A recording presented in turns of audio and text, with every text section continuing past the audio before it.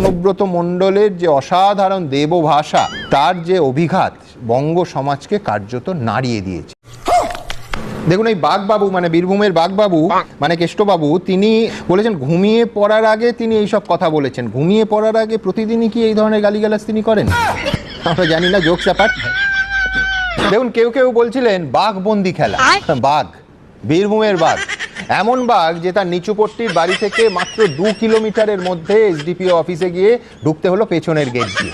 বীরভূমের বাঘ। গজব বেইজ্জতি है।